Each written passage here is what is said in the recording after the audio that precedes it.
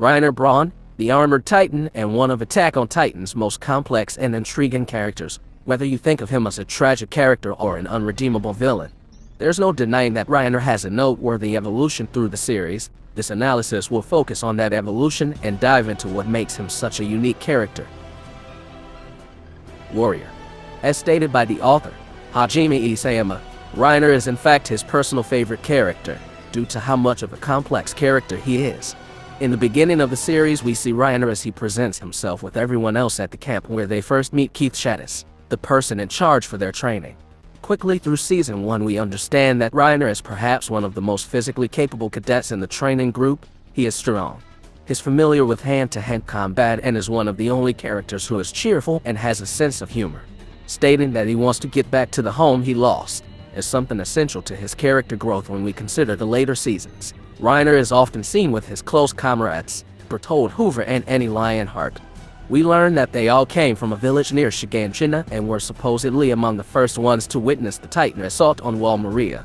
Reiner seems capable, confident, and strong-willed, becoming one of the top members of his division and choosing to join the Survey Corps along with Eren and the rest. We see his fighting technique against the Titans and how he is seemingly much more capable than other trainees. This is one factor which allows the viewer to take a liking to him throughout the season, especially in the arc of the assault on Wall Rose, where Reiner, Bertold, and Annie all defend the city against yet another attack from Titans.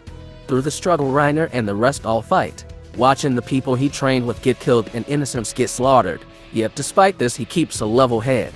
Where almost every other character breaks down and evidently joins Armin and the rest to take out the Titans inside one of the crucial buildings in the city. This arc ends with Eren being discovered as a Titan, which leads to the confrontation with the female Titan, a crucial point of the season. Reiner is in fact among the first people to see the female as he rides with Armin and John in Commander Erwin's formation. The female evidently rushes towards them, catching them by surprise in a scene which Reiner seemingly shows his amazing skills and frees himself from the female's grip, aiding his comrades and escaping the scene. Following this, the female runs towards Eren and Reiner's story transitions to Season 2 where he's in with a separate group along with Historia, Ymir, Bertold, and leads to the start of perhaps one of the greatest twists in any anime. Duality. Much of the Season 2 of the series focuses on the separate group of the Survey Corps stationed outside the Trost district and awaiting further instructions, employed by Commander Erwin Smith, to see if there are any enemies within their squad. What follows is a strange occurrence of abnormal Titans appearing seemingly out of nowhere to attack Reiner and the group. It is here when we first meet the Beast Titan, roaming the lands in front of them. He is much different from the female Eren's Titan, speaking more clearly and having an appearance which resembles an ape. He shows up as Eren and the rest are struggling with the female Titan and is perhaps the main threat of the middle two seasons with his ability to control the Titans he himself has created. As the story continues, Reiner and the group flee the Titans and end up in an abandoned fort nearby. This part is very crucial to understanding Reiner. It is here where his beliefs and thoughts clash with each other.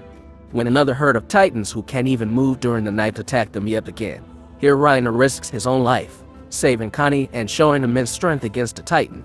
Just prior to this, we see his interaction with Ymir. The scene is a subtle hint to his true origin and a brilliant addition to his later reveal. Up to this point, we have come to learn that Reiner cares for his comrades, mainly Bertold and Historia, whom he later saves when Ymir reveals herself to be a Titan. The scene is just the start to an action-packed arc with everything coming together slowly and beautifully.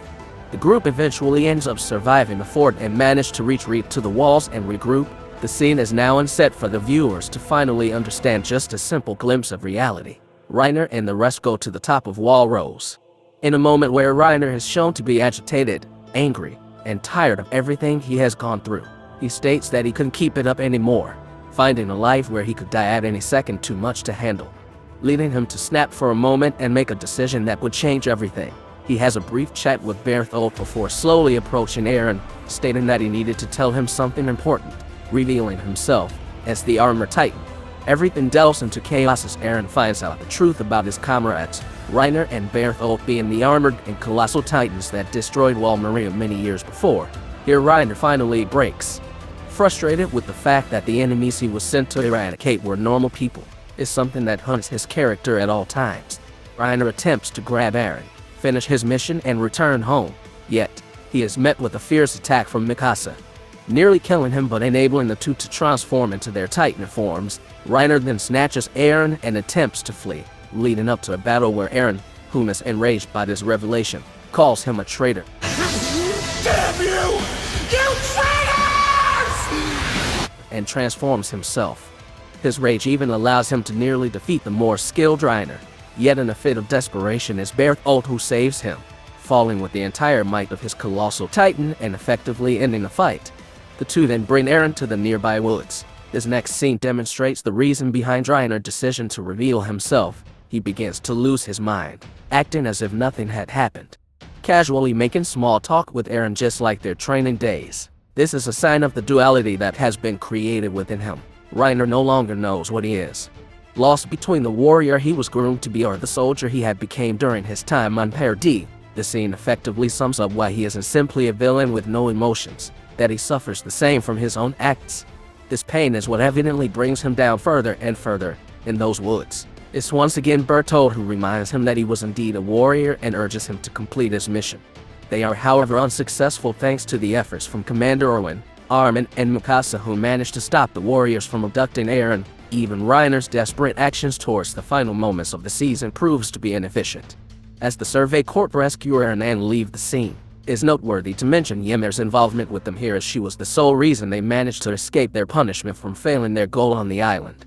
Knowing her ultimate wish for Historia's safety was now granted, she gives herself up, returning the Jaw Titan to them, which allows the two to once again pursue their mission of bringing the Founder back to Marley.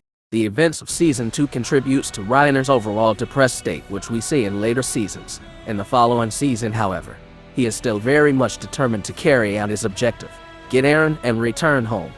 Now having the Beast Titan along with them, the warriors make yet another plan to capture the Founding Titan, enacting it when the Survey Corps march to take back Wall Maria. Here Reiner tells Bertholdt that he wants him to be less dependent, to stop looking to others, and take the initiative himself, something that he evidently does and proves to be devastating for the Survey Corps. It's now the conclusion of Season 3, and all the paths converge to bring an epic finale to an already amazing season. The Survey Corps begin blocking the holes created by Bertholdt's colossal before. In a sudden moment, Reiner strikes from a hideout inside the walls. It's Armin who thinks of the possibility that they may be hiding, which nullifies the element of surprise for the warriors. From here Reiner transforms, ready to meet yet again with Eren's attack Titan, yet he knows that the commander, Erwin Smith, would definitely come prepared. Thus he opts to quickly capture Eren, confronting him immediately, starting their second battle. In the fight, the now improved Eren first lures Reiner deep into Shikishina, holding his own, taking on the armored Titan while he is supported by the Survey Corps. Remarkably, Bertholdt is absent here, and the battle goes on with Section Commander Han Ji's new Thunder Spears proving to be the armored Titan's kryptonite. The Survey Corps is taken to the air with ferocity, shooting the missiles and paralyzing Reiner. However, just before he could be killed, Reiner transforms his consciousness throughout his body, avoiding certain death and enabling Bertholdt to finally arrive to his aid. The colossal Titan then transforms in the middle of Shikishina, killing many of the Survey Corps and leaving Eren and his friends virtually without options. The end of the battle sees Erwin's tragic charge and the Beast Titan getting taken out by Captain Levi. From here is the Cart Titan, which quickly rushes in to save Reiner before he could either be killed or captured. Wall Maria is now restored, and the Paradis Island has access to Grisha's notes, taking us into the fourth and final season of the show. It's in the fourth season of Attack on Titan where we see the background of everything that had been going on while we watched the struggles in Paradis Island. We see Marley, a city on the other side of the sea, a government utterly against all Eldians, segregating them and effectively making their lives a nightmare. It's here where we start to finally understand Reiner and his actions. The first episode of Season 4 begins with Reiner and Zeke using their Titans to invade a hostile country. Through the invasion, it's clear that Titans are slowly losing their once unstoppable status. A huge issue for Marley, who's been using them in a similar way to the old Eldian Empire to defeat their enemies. Reiner is one of these Eldians, looked down upon all his life and forced to live in constant fear. We see him having nightmares, still remembering how his old comrades attempted to take his life. He is depressed. No longer can we see any of his cheerful attitude. He now lives with the constant reminder of the crimes he committed.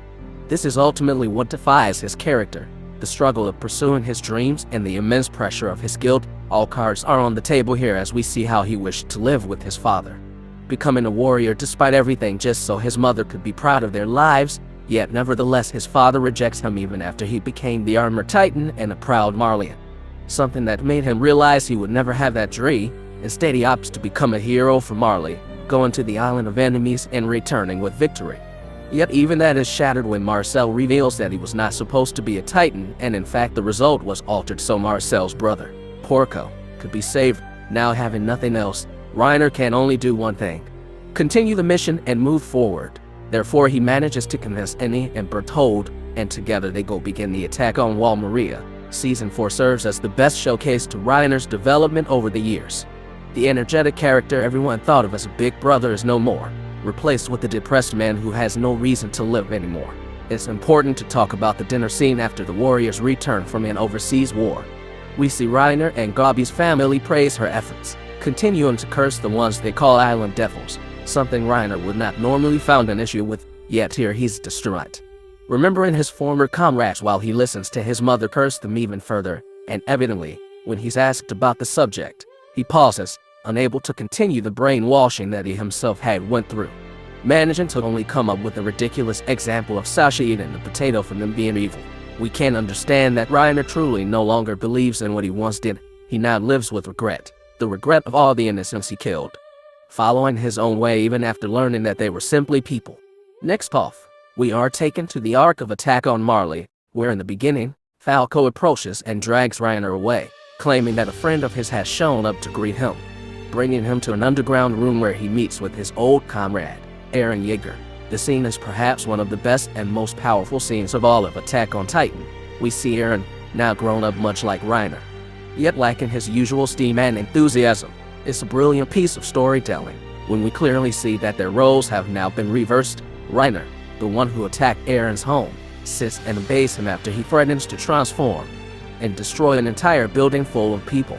In order to understand this conversation, we need to look at the scene prior to this where Reiner attempts to end his own life, yet refuses after he sees Gabi and Falco. Realizing that he still has them to live for, it's a sign that Reiner is ready to die, tired of his life of regret and guilt, wanting to end it all. In his opposition sits Eren, now changed from the irrational boy he was. Their face-off here is much different from the action-packed fights. Eren essentially has all the power in their conversation, stating to him that he was indeed the devil they talked about, telling Reiner that before he asks him why his mother had to be killed in the attack, sending him deeper and deeper into his own regrets. Eren mentions that they are the same, referring to how Reiner knew he was killing innocent people from the island yet kept on his path not because he was forced to, but because he wanted to be a hero, a selfish goal. In this sense Eren is the same.